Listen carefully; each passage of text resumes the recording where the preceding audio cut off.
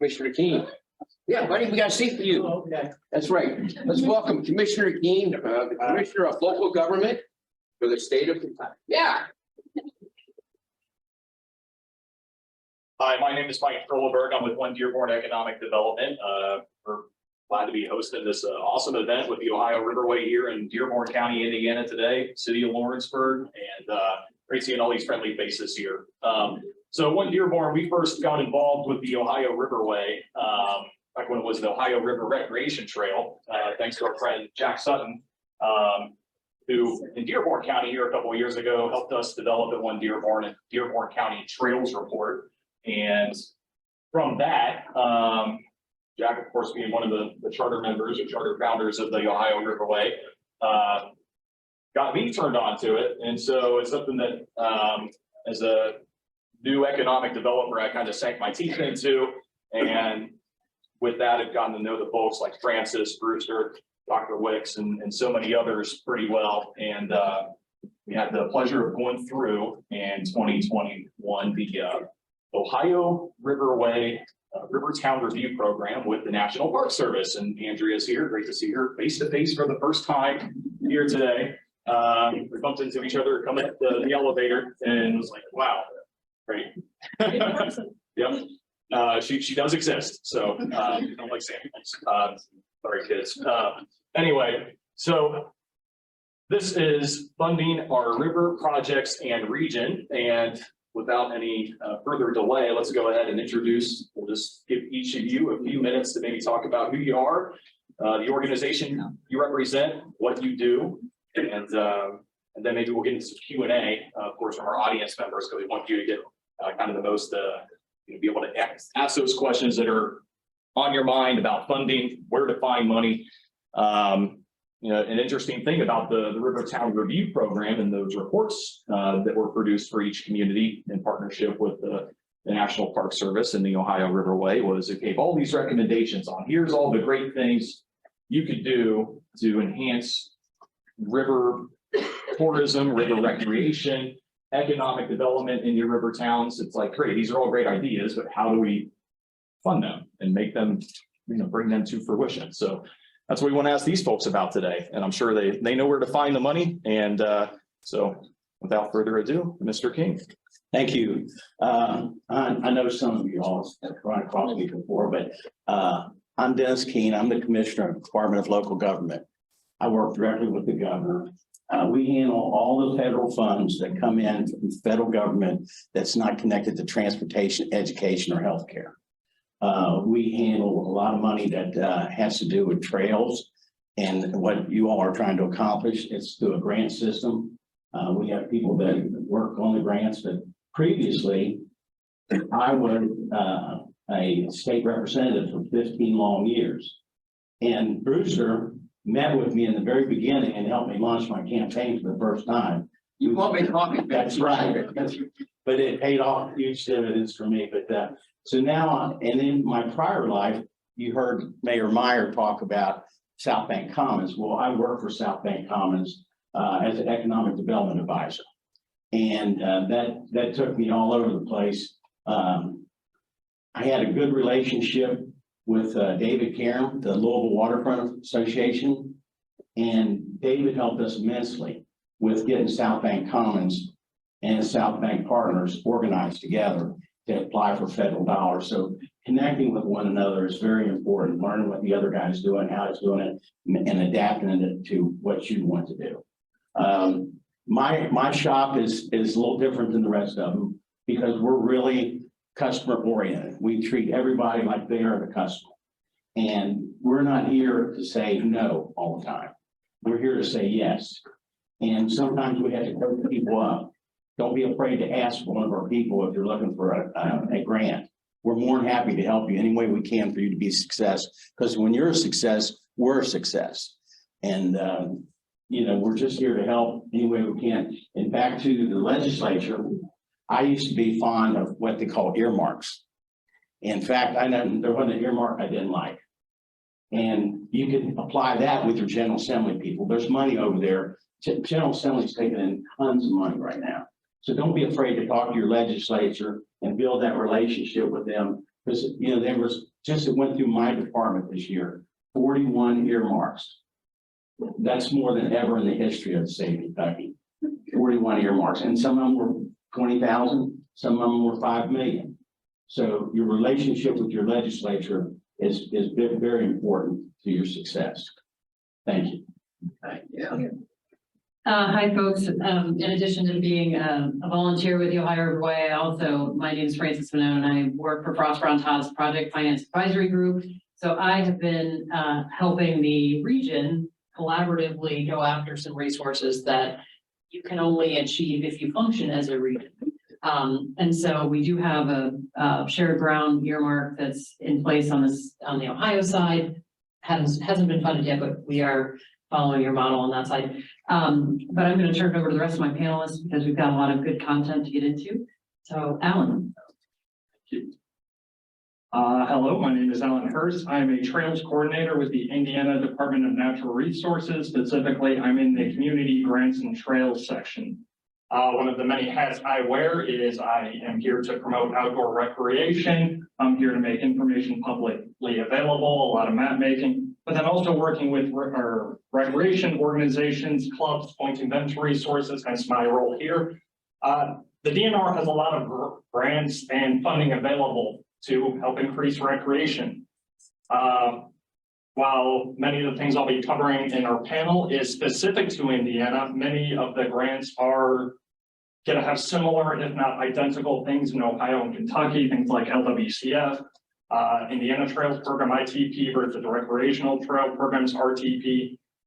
Unfortunately, I am not a grants coordinator, so I cannot get into the very fine details and specifics, but what I can do and what I will do is provide an overview on these things. And then if people are curious about them and want to know more, I can point you into the right direction or give you the contacts of who actually does manage those programs. Thank you, Alan. Good morning, everyone. I'm Bob Koehler. I'm the Deputy Executive Director of OKI. We bring federal transportation dollars to the table, and OKI's Board of Directors, which is, by the way, 120 members strong, mostly locally elected officials, but also the DOTs and various communities and interest groups. So nice to be here this morning. I have a brief presentation, I guess, when we get into that phase of this, and so I'll stop right there. I'm not sure who goes. Let's go ahead and do that now, Francis, if you want to advance the all slides. Oh, good. Thank you. All right. At a glance, give you a little brief synopsis of our funding options and some program elements. This is where I go into the OKI commercial. I know many of you out there this morning know about OKI because some of you are members at OKI, but 8 counties, 4 in Southwest Ohio, 3 in Northern Kentucky, and of course, Dearborn County, Indiana. We serve about 2 million residents, and we have money. And we have money to allocate to transportation projects in the region. Sometimes every year we have an annual cycle, we'll call for projects. And the nice thing about OKI is we operate by consensus. And what I mean by that is Ohio folks vote on Kentucky issues. Kentucky issues are voted on by Ohio. Same for Indiana and vice versa. So everybody works together very well. And community is very important. The reason we have transportation dollars is because we're defined as the Metropolitan Planning Organization, or MPO. And so most of our work is in transportation planning and things of that nature. We're also act as a council of governments, and you may be able to see it's a little bit small for those of you in the back of the room, but regional planning, water quality planning, and green space planning. So we do a lot of different things. Again, the annual call for projects this year was a record year for us, $69 million. We may hit that mark again next year because we didn't have Ohio CMAQ, which is an every other year type of thing. So that is, CMAQ is congestion management air quality. Those funds can be used for a variety of things, including sidewalks and trail building, things of that nature. So that's a big boost for next year. One thing I always tell people when they have a project, they say, Bob, what do you need for a project? Well, first it has to be eligible, of course. It means it has to be a transportation project, but you have to have community support, political support, and local match. People have lots of great ideas, but they've not taken it to council or their commission, or whoever are the decision makers, haven't embedded it through the process, and they don't have any match. You know, the feds are great because they come with, usually most programs, 80% on the dollar, which is a pretty good deal. You got to go through the bureaucratic red tape stuff, but in the end, you end up with a good project, and you only had to put in 20%. Of course, time is money too, and federal projects take a little longer, so it's still worthwhile. I mentioned, I want to mention different funding group or funding types. STBG stands for Surface Transportation Block Group, and then Transportation Alternatives, TA. 5310 is for elderly and disabled transit, so kind of ignore that for this group. Carbon reduction and some others are out there that exist. Maybe the thinking byway program in certain situations would be helpful to this group. So those are some of the funding types. Eligible applicants, a range. You know, one of the wrinkles in transportation alternatives is that nonprofits are eligible for transportation alternatives. So that's one thing to remember. All other funding types, you basically have to be a port, a TID, a city, a county, a state, so on and so forth. So that's one wrinkle that could benefit folks looking for trail money. And kind of already touched on this, but just to hammer it home, you got to have match. You got to have enough money to carry you through. In other words, because of the reimbursement nature of federal transportation fund, you get to spend it, get invoice, send an invoice through the DOT, and get reimbursed 80 cents on the dollar. Roadway projects, they must be on the federal aid system, meaning the federal functional classification system kicks in. Local streets aren't eligible, it has to be collector all the way up to interstate. Transportation alternatives can exist anywhere in the region. In certain outlying areas, they're limited to just rural areas. Too much to worry about right now on that. STBG had to be within OKI's urbanized boundary, which is to say where the census defines population densities. And you can find, or ask me if you want more information on that. And then the first one, I kind of went in reverse order here, 2050 plan. OKI develops a 2050 plan for the region. It looks out at least 20 years, in this case, almost 30 years. And we identify projects. Now, certain projects are so, I don't want to say minor or small, but you know, we can't identify every intersection improvement. We can't identify every sidewalk. We can't identify the major trails. We want to mention South Bank and Riverfront Commons. That's in our plan. And OKI has millions of dollars invested in the Riverfront Commons project. And Mayor Covington mentioned how you get that done is each of the cities is a member in that consortium, if you will, and they raise their own local match and they identify and do the design work for the section that's in their city. So you spot them right there. So that is an example of how some funding is available for communities in the OKI region. And I think I will stop there and give it to the next presenter. All right, so, excuse me, sorry about that. And my role at work, I'm doing P3 projects. These folks represent resources, and then I'm sort of the connective tissue that brings that into the communities. And we were talking earlier today about how important it is to the Ohio Riverway. I don't have my slide that I love to, I've used it so many times that I figured people may be getting sick of it, but Mr. Koehler here represents OKI as the MPO. One of the reasons why the 275 miles that was discussed with Mr. Greiwe's presentation is the way it is with regards to why it's underfunded or it's not got the attention paid to it is because it's got multiple districts for multiple agencies. So we have our Cincinnati OKI down in Louisville, it's KIPTA, I think, Yeah. the local people. And then we have the RPOs. And so we also have the 3 states and the many counties along the way, all of which are, I'm gonna make it an asset of our braided trail. We're gonna add a braid to the braided trail. We talk about the cultural assets. Oftentimes it's a challenge to have that many different human entities in between us all. But let's make that an asset instead of a pitfall. But that is in fact one of the reasons why the Ohio River for the 275 miles that we are concerned about is not getting the attention that it has, because there's so many different structures in place around it. That can be good and bad, so that it flows funding directly to the footprints that they pay attention to.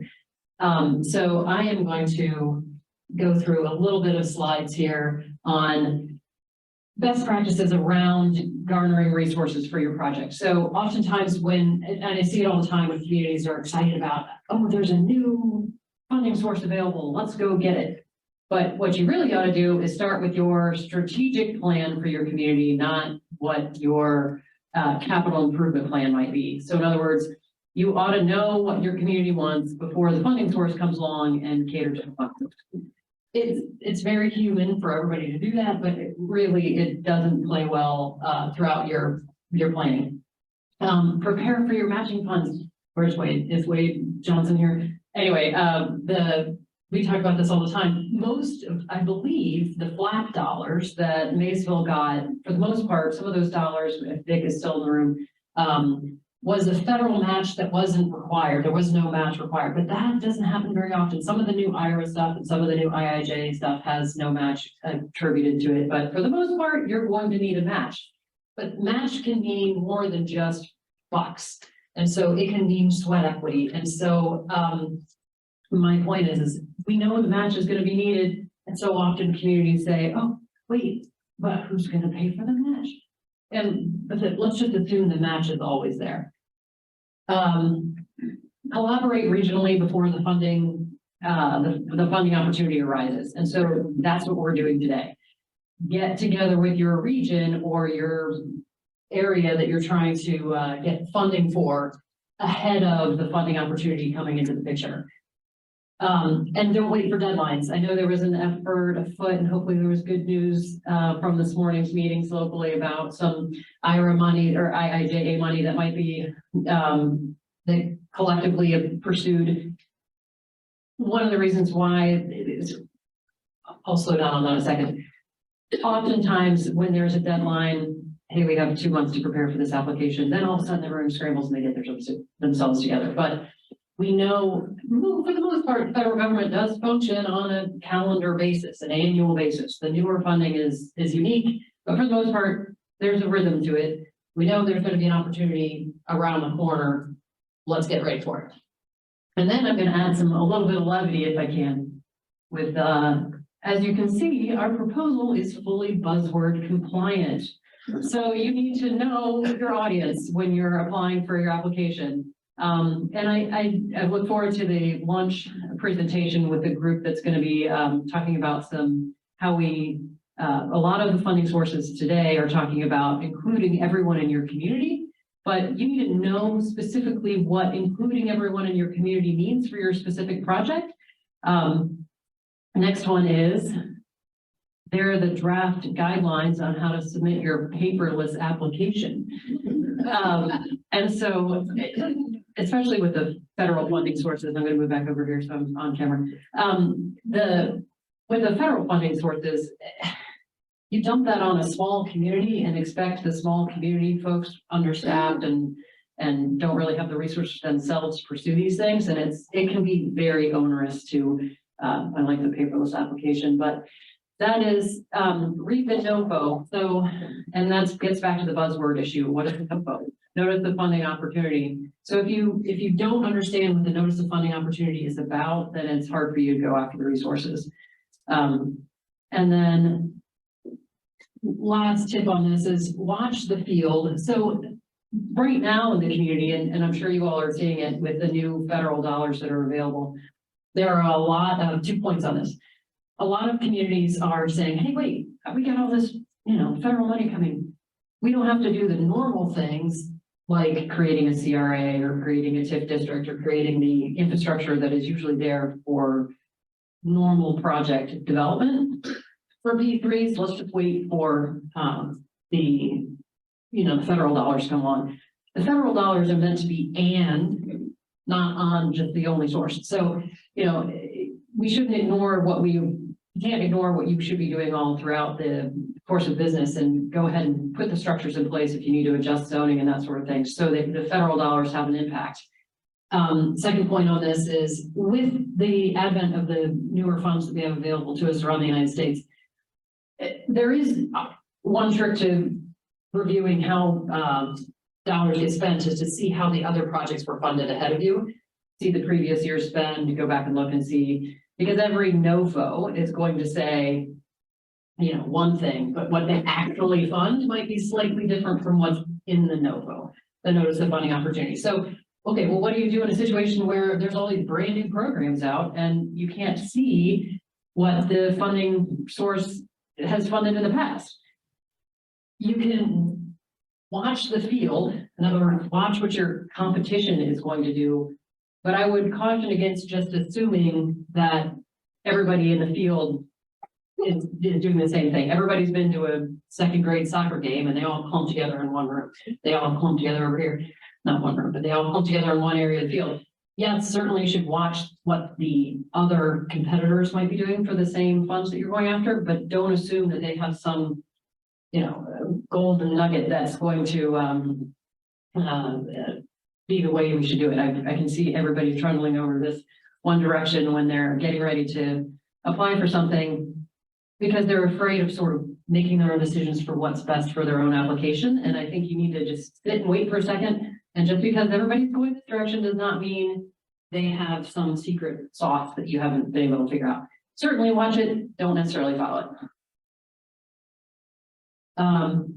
And then here's my last one. To explain these extremely complex government regulations, we brought in Chuckles.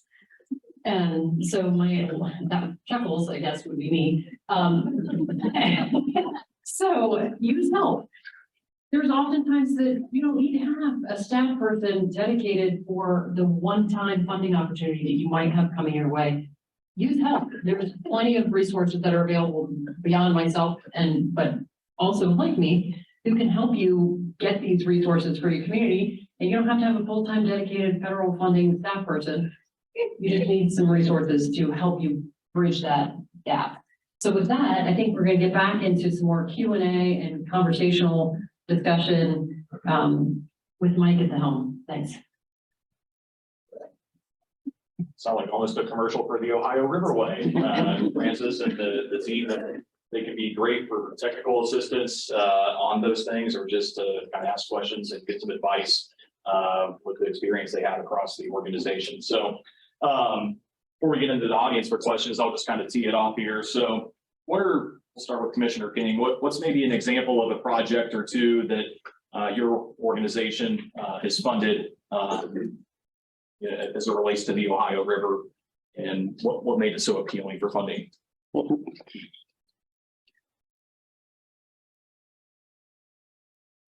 I got it. Yeah.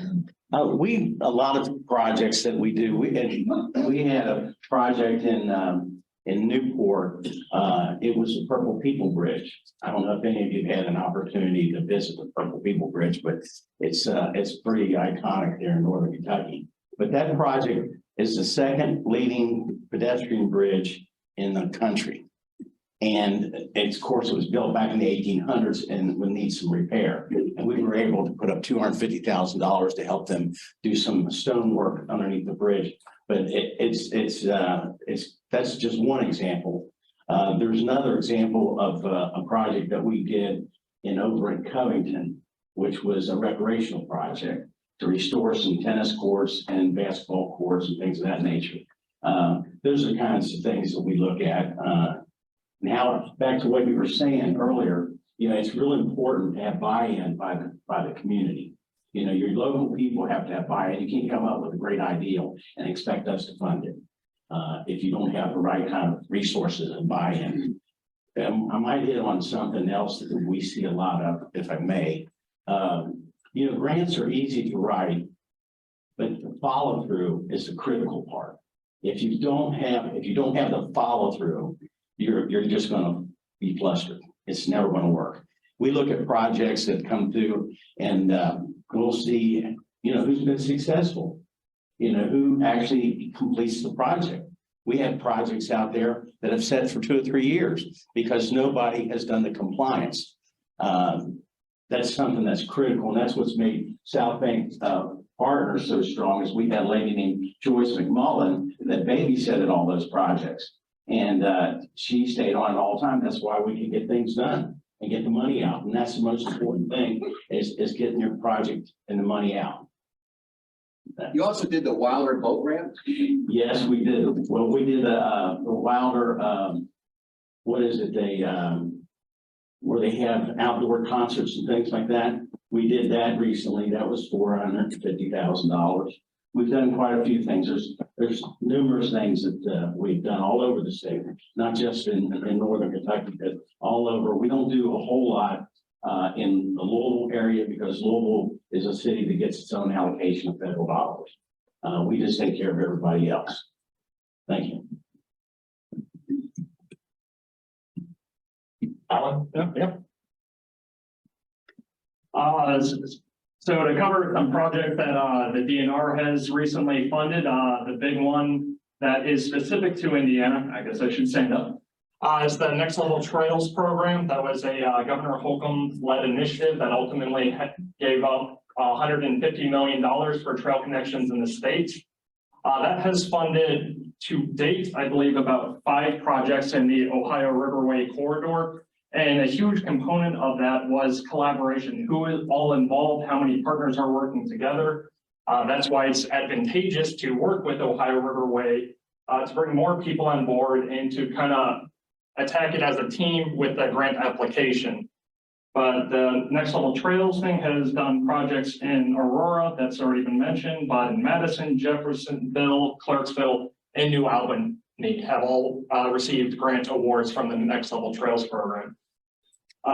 Just one other one I wanted to cover was specifically with access sites. That's outside my section, but that's with the Division of Fish and Wildlife with the DNR. And they recently, in the fall of 2020, opened up the Brooksburg public access site. Their ultimate goal is to get access every 10 miles on navigable waterways in Indiana. And I believe there's like a 30-mile section after Madison going southwest. So there's areas where the Division of Fish and Wildlife would love to see more access on the Ohio River.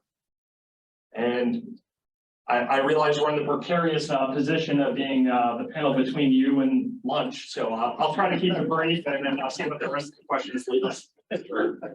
Next Level Trails has been immensely popular in Indiana. I would anticipate, at least from Dearborn County, some further applications coming your way. That program can be. I guess I should specify with Next Level Trails, that was a finite amount of money. Once it's out, it's out. There is a trail caucus working in the state legislature that is, they're trying and looking at to seeing if there's a way to get a funding mechanism to keep Next Level Trails going in some iteration. But that's to be determined. All right, keep an eye on it when legislature in Indiana reconvenes in January. Bob, any example projects that OKI's been a part of? Well, yeah, I already mentioned the Riverfront Commons in Northern Kentucky, which connects to the Purple People Bridge. And I've added to that count through the years, running and walking across that bridge, so I love it. Most recently, well, not the most recently, but Salem to Sutton connects a portion of the Ohio, or builds a portion of the Ohio River Trail. And then was it maybe a month and a half or so ago, we cut the ribbon on the Beachmont Connector, which helps connect to the Ohio River Trail. So, you know, OKI has funded over $100 million since 2010 in bike and pedestrian facilities. So if your project has a transportation element, you need to, and you're from the OKI region, you need to think about us. Francis, do you have anything, Francis, before we come to the crowd? All right. Any questions for the panel? Funding related. Sure. Andrea. I think in addition to bike and ped infrastructure, could you talk a little bit about how OKI has been instrumental in the development of the digital guide for the Ohio Riverway? Well, I didn't want to really, I don't know that much about it. I know David Shuey in our shop, our GIS information technology manager. I think I'm getting his title wrong, but that's okay, he'll forgive me. He has to, he reports to me, so. I allowed him to explore that arena and, you probably know more about it than I do. He developed the framework and one of his staff members developed an app, and users of the Ohio River can use that app to find places of interest. They can navigate down the Ohio rivers. They can see where barges and other ships or boats are on the river, and plan where to avoid, where to when to wait, so on and so forth, where to go stop and have a sandwich or a drink or whatever it might be. So yeah, that was a contribution that OKI staff made to the effort. David looks like he wants to say something. I'll allow it, Dave.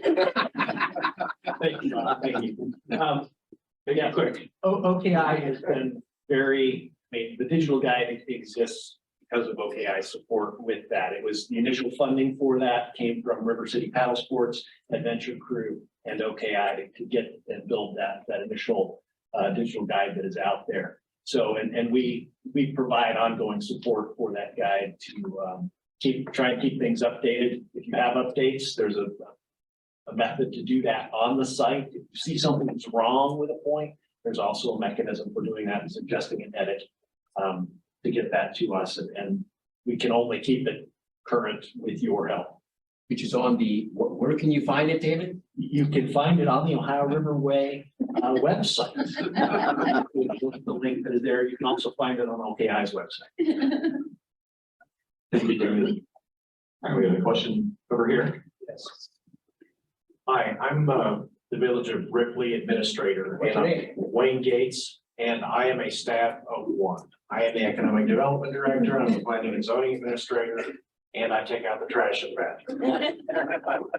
So when the title of this is Funding Our River Project. So as one person who is just entering into this area of work, my main issue is knowing what's out there, how I get it, how I do the work, and if there was some way to access a hive mind of people that know what they're doing and have more experience, that I think that would be very valuable, not just to me, but to other small communities along the river who are in the same position. With this Appalachian grant money that is out, now is the time to get together and coordinate and collaborate and be able to do that. But again, it's a time issue, it's a knowledge issue, and I would like to be able to access some of the brain power in this room moving forward to be able to help my village and contribute whatever talents, time that I have to help others as well.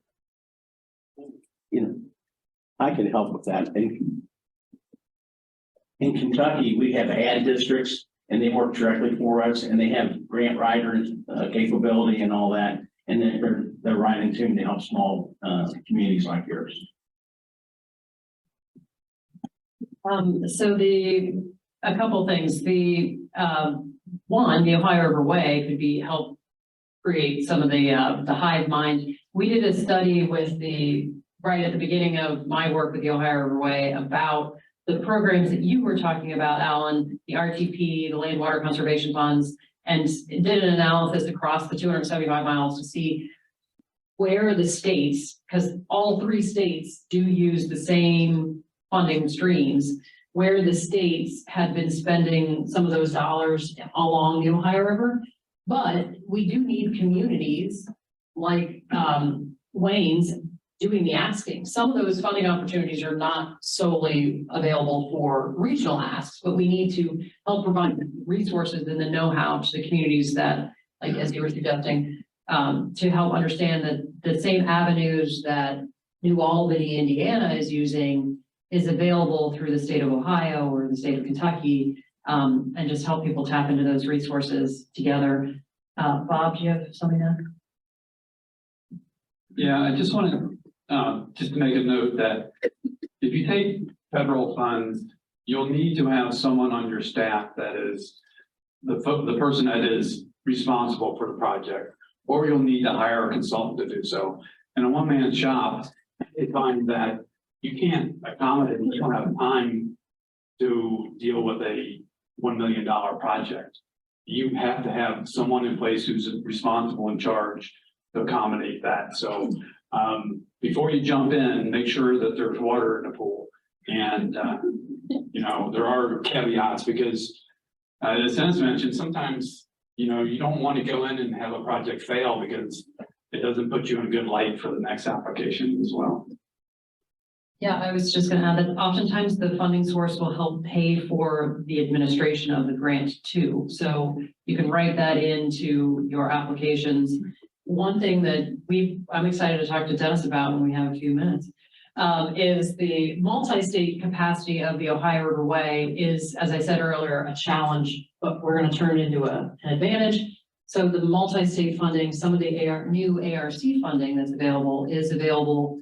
Appalachian Regional Commission funding, which doesn't come all the way this way, but does touch a lot of our footprint, is available for multi-state projects. So in many ways, our three-stateness and I haven't counted the counties, too many counties, and all that can be an advantage. And so we hope to use this body to go after multi-state funding through ARC. Yeah, that's the RISE program. Yeah, that's just now starting, and we're dealing with West Virginia on some projects right now that we are partnering up on. It accesses a whole new bound of money, and you can include up to 3 or 4 states can all be part of it. One of the things that we're talking about right now is, you know, North Carolina has a big presence of people developing products for recreational trails and different things like that. They're building kayaks, things of that nature. And we're hoping to be able to do that here in Kentucky also with partnering up with North Carolina. I just want to make a comment about the importance of local match. Yeah. This is good. So I'm on a leadership group to get a 34-mile loop connected between all the neighborhoods in Cincinnati. It's called the Crown Cincinnati Riding or Walking Network. And 15 years ago, Tri-State Trails, Rachel Cully was back there earlier. The nonprofit organization was advocating trails at this plan, but it was going nowhere fast. So we sat down with the city council and said, listen, if we can raise the local match, which you don't have 20%, will you let your Department of Transportation get these trails done? Because, you know, they're the ones that have to accept the funds to get it done. So because of that partnership, we went out and raised $10 million, and it's leveraged $50 million in OKI funds, Clean Ohio funds, but it's almost like a way to move things faster because you have money in the bank, it's sitting there. We have priorities for many trails in the city, but we're trying to focus on getting the ground done, and you can do that when you have the money in the bank. So I can't emphasize it enough. Get money in the bank. Get a team like Tri-State Trails who can write grants and advocate for your cause, and you'll have plenty of money available if you can get your act together that way.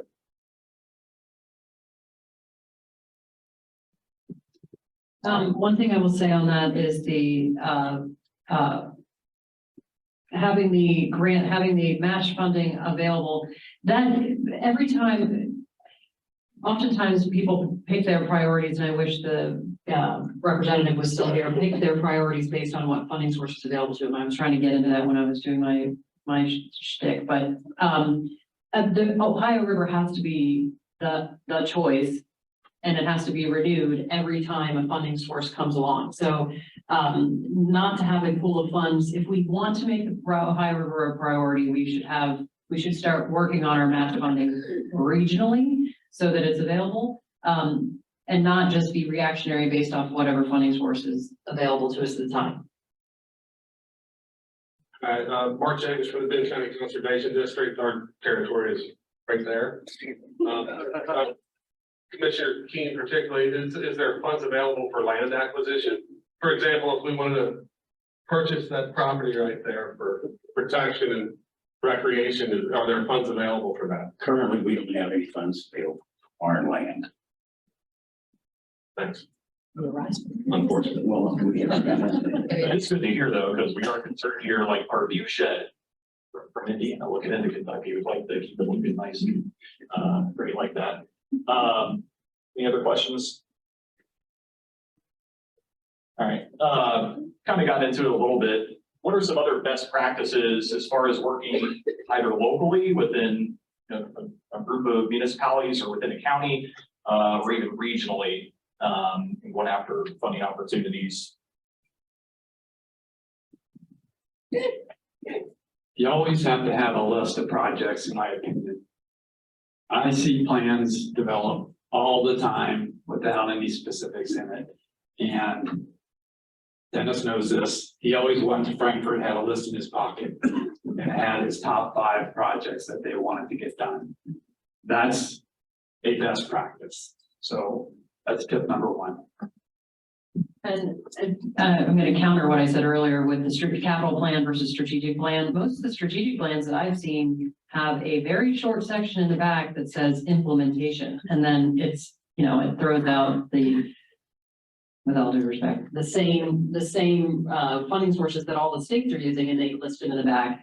What you need to do on those strategic plans is create an implementation strategy and be concerned about what the priorities are throughout that. A strategic plan is paper unless there's an implementation side to it, unless there's a prioritization about what part of that strategic plan in fiscal year next year we're going to get on, and then fiscal year 2 and fiscal and so on. No. In your state, whether it's Indiana, DNR, Kentucky, what are some key recreationally focused grants? Keep an eye on the monitor. All right, discussing MLT, but the big ones that I'll talk about Indiana specifically, but again, there will be similar grant programs in the other states, but the Indiana Trails Program, ITP, that offers grant match of 80-20 grants for a max request of 400,000 and a minimum request of 100,000. That is for constructing trails for your greenways out there. An example of one back when it was RTP, Indiana did switch a couple of years ago. But actually right here, there's a Greendale-Lawrenceburg trail connector. It's about a 1 mile long trail of 12-foot wide asphalt. So that is one of the grant programs out there. Another one is the Land and Water Conservation Fund, LWCF. That is a 50-50 match with at least in Indiana, it's a min of $50,000 with a max of $500,000 request. To back up, sorry. As far as the RTP or ITP, those are available to all units of government, and 501c3s are eligible to apply for that one. For LWCF, applicants must be a park and rec board with a 5-year master plan. If you are with a unit of government that wants to apply for LWCF, make that partnership. Find a park and rec board, and if they don't have a 5-year master plan, there are steps and resources you can use to reach out to, at least in Indiana, the DNR chief's planner, and he can assist or help you through that to get park boards a 5-year master plan. And one more, those are the recreations, but just one more while I have the mic I wanted to cover is just outside of recreation grants, there's other things to increase tourism or get more people to your communities. This is actually with the Division of Historic Preservation and Archaeology, DHPA, has grants available for renovations, for archaeological projects, development projects. I'm not as familiar with that one, but there's a lot of grants out there. We have money. We want to see more recreation. We want to see increased tourism. So come to us with projects, come to us with ideas. We have the money. We want to give it to you. I just want to add to, we're focusing specifically on federal dollars or government spending. There are many trails or presidences around the country and probably internationally as well that are funded not solely by government funding. If you use federal resources, there are restrictions associated with them. Wouldn't it be great if we had an Ohio Riverway Trail potentially that didn't necessarily have to have a hard road surface, or a hard surface in the rural areas where you don't need to have asphalt or concrete. And sometimes when you start using federal dollars, and I don't mean to, it's not just the federal dollars, it's just government spending. Then it comes with ADA accessibility and other things. And of course, we want to make our communities accessible, but there are other ways to pay for things like corporate sponsorships. There's lots of health networks that have sponsored trails. There's philanthropy, the trail network in Indianapolis is known for that. And so we are focusing specifically on these government resources, but there are resources beyond that. And I think it gets down to what the community wants to see. And you match the funding source to what the community wants to see. If we want to see a rural towpath in some of those more hinterland areas, let's put that in and not necessarily use the federal funding, which will probably be $1 million a mile on trail. Can philanthropic dollars toward projects, does that count as local match? You layer those things with federal grants that require that 20% local, that philanthropic can fill that 20% gap. Typically, I mean, each project's each program is slightly different, but I'm going to. Yeah, Crown is most of that, much of that is philanthropic. And so, of course, anything non-federal, you can use state funds if you can get them. Francis, I feel like this might be a good opportunity to kind of to the Ohio Riverway's horn a little bit, and the application that you helped the group to get together with some of the Ohio Riverway communities for the America the Beautiful Grant Challenge. If you want to tell that story. Yeah, so we, we didn't necessarily follow my own advice on that one, which was, the America the Beautiful grant is an infrastructure dollar that was flowing through the National Fish and Wildlife Foundation. And what I mean by didn't necessarily follow my own advice is because we cast the net around the 275 miles worth of communities and said, whose projects available? We need to go after this resource. So it's not as though the Ohio Riverway as a concept wasn't already in place, but we sort of scrambled to grab projects. When we do this again, we should have that list ahead of us. And so when we apply again, it's a more cohesive application. That being said, there was a 3-state infrastructure grant that we applied for. It was $4.5 million. And that particular program had like $80 million worth of resources nationwide and $1.1 billion worth of requests against it. No, we didn't get that particular request, but I did think it was a useful exercise just to walk through. We need to have the list in front of us before the funding source comes about, but also to be ready for the next time we have an opportunity to go after those sorts of things. It was a lesson in budgeting. It was a lesson in who's got the capacity. It was great. In my opinion, it was great to go after that. And it was one of the first times that the 3 states had gotten together to go after those particular resources as a collective. So together, the Ohio Riverway has pursued, I don't have the number in front of me, I want to say like 7 or 8 million worth of funding since we started, and we'll just keep going until it hits. With odds like 11 to 1 or 10 to 1, you're going to have to play the game a few times before you hit. The America the Beautiful Grant Challenge, that's a 5-year program, right? So yeah. Maybe it's too early to speak, but there could be an opportunity next year for the Ohio Riverway to apply again. So. Oh yeah, and maybe if we could get some of the Boone County conservation stuff in the next application. We need to study what they actually funded, because that actually was released on the 10th. And I'll go back and look and see what was actually funded, because that will be a clue as to how we can tailor our 275-mile request next year for success. Yeah, good point, Francis. Sometimes it's the project, and sometimes it's the competition. So keep trying. You know, you may have had a backlog of really good projects. We come across that all the time. You know, get people, they want to debrief on project about how can I make my project do better next year. And we coach them up. We have a workshop every March for projects in our region. And yeah, again, it might be your project or it might be the competition was 2-step that year, but it might win next year. So we try. All right, we may have time for one more question. Then we get to lunch on time. All right, we're here for one of our mayors. Okay, we talked about land acquisition, specifically grants for land acquisition along the river. I mean, we have one little piece we need to buy that would connect a whole bunch of park spaces. Or anything put us in. We don't have anything like that. Which state are you in? Kentucky. So, Mayor, by the way.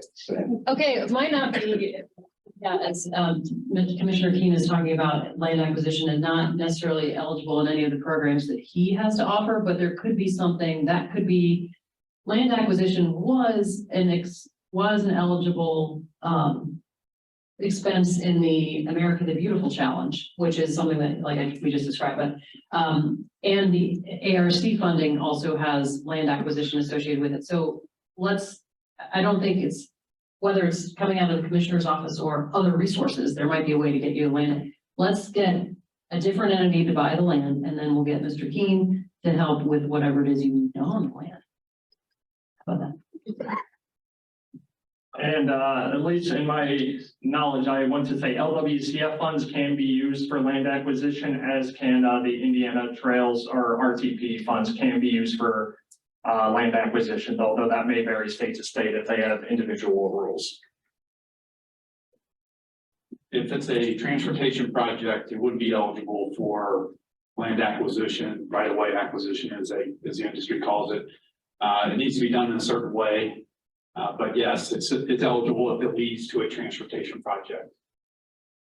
And one best practice that we did use, and we were going to hear about this project a little later in the day, but there was a historic site along the Ohio River in Trimble County that was recently procured that when you're going about your acquisition, you do want to get some sort of site control over your property so that when you're fundraising towards it, you're not fundraising into a void. So there, in other words, lock it down, get some ownership of it, papered ownership, and then continue to pursue your application. And oftentimes the funding source will say, if you don't have site control, meaning some sort of access to it, then, and that can be done in a couple different ways, but you can't really fundraise against something that is a thought, an idea.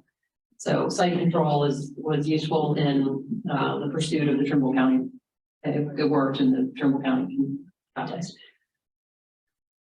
And Francis and company, if I could just say, actually a word about content with this panel. I mean, part of our challenge as well is for us to be very clear and articulate not only to each other, but to foundations, to these federal and state grant writing, grant issuing entities. What is our vision that makes a combination of projects along this corridor so compelling? That would make people understand, hey, to invest 5 or 10 million in projects in 8 or 9 different communities is not just something that will help one particular community, but creates a whole corridor of assets that will draw people to recreate here, to move here, for businesses to locate here, because there will be a high quality of life that will attract talent. So again, part of this, what's the big deal about putting together these things that might be from 10 different counties and communities? Well, it's about creating the Ohio River and taking advantage of the Ohio River way of life that you all live every day, that we can then market and sell as a place that you want to have investment made, and that investment will pay off. That's why they ought to give us money to make it happen. Right? Okay. I think Brewster just wrote the opening narrative for all your grant applications there. Get you the recording after. But all right, I'd like to thank the panelists for coming, Commissioner King. Guys did great, and yeah, if they stick around, feel free to pick their brains over lunch here.